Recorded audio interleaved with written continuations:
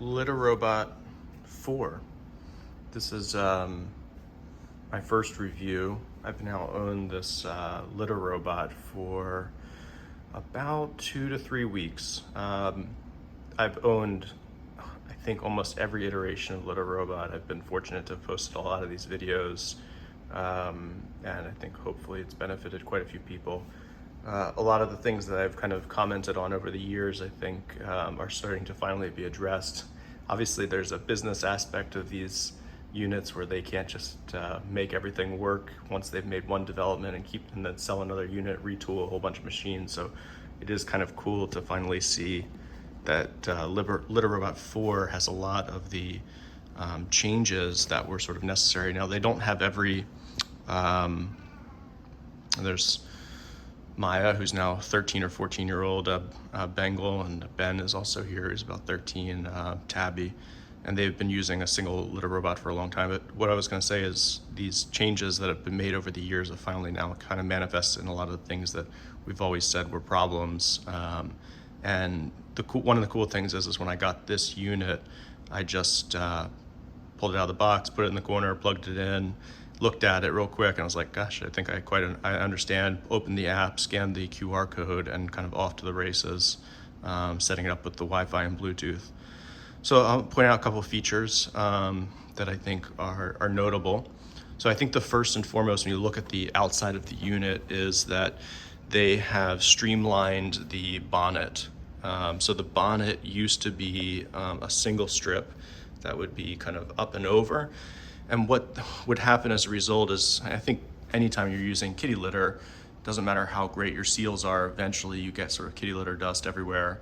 And the purpose of this, and I'm gonna put this camera down for a second so that I can give you the best view possible. My apologies for my camera work. Change this angle here. Perfect. So, there's the same two buttons basically that were kind of on the old litter robot, but instead the whole top cantilever's back, and as a result of that, and also as a result of the connection points, the way that they've designed it, and there's no electronics running through the bonnet like there were in the old litter robots, I'm not anticipating that there's going to be rotational issues like there were on the prior units. While I have the top sort of back, just so I can show you, make sure the view here is really good. Apologize. The way to remove the unit to clean it is to actually, they include now this little litter lip.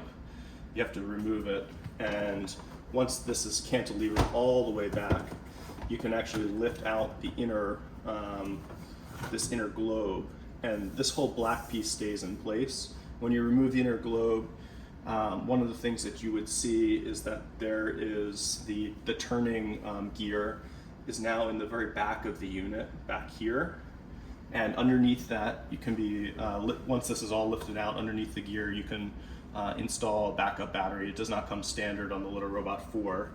One of the obviously major advantages of moving the gear back here, which happened on all the other units, where the gear was either on this side or on this side, right down the middle line, is that dust would eventually go into the gear and could gum up the gear over the years, and you could wear out the rotational unit. So I'm thinking the rotation here is going to work quite a bit better over time. And just since you're looking at the unit on the inside, I'll point out that I think the material that they've used, the type of rubber that's on the base, doesn't tend to adhere like kitty feces quite as easily as the older materials did, and it does seem like it will be a little bit easier to clean.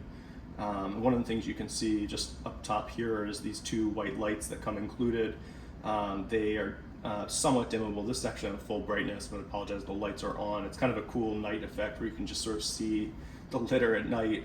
It's not blue like the old litter robot was, or red, but a nice, like, kind of normal white glow that doesn't light up the room the same way as the old units did.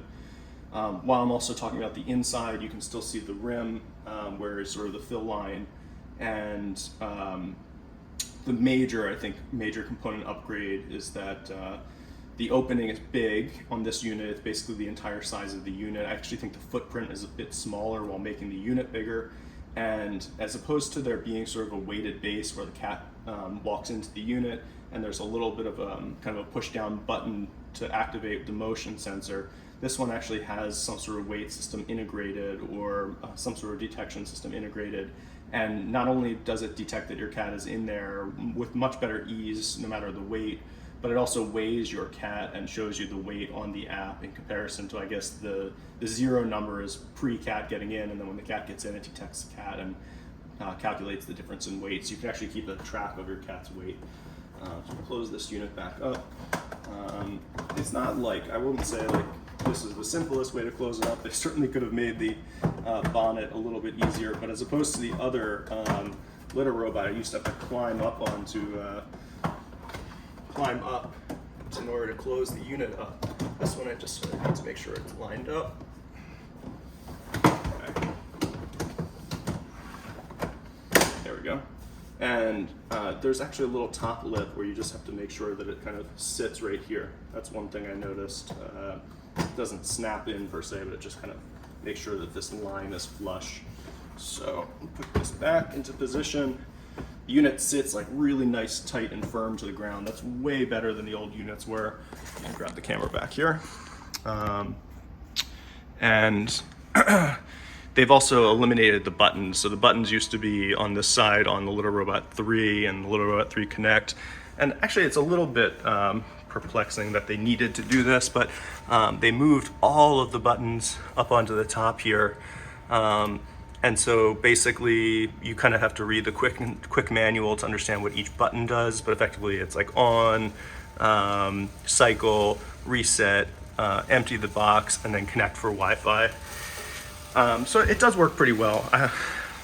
Another major upgrade, so once I put this little piece back in here, you can see the interrupt cycle now kind of went. Gosh, it's rotating, so I have a moment to do this, but this is the feces tray. So much better. It actually all dumps towards the center. There's no like, I used to have to kind of realign where the poop went. The shape of this tray is better. The size of the tray is better. The ability to get an ordinary trash bag into it is way better than the older units.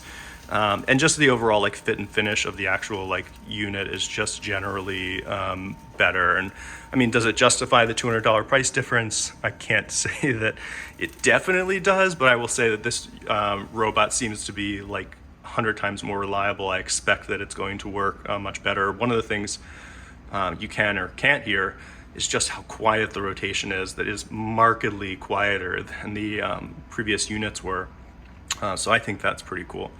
You can barely like notice that it's there. I have a 2-year-old, and when the old unit would spin, he would look over and he would know and kind of watch the thing go, and he barely hears this thing rotate now in the corner.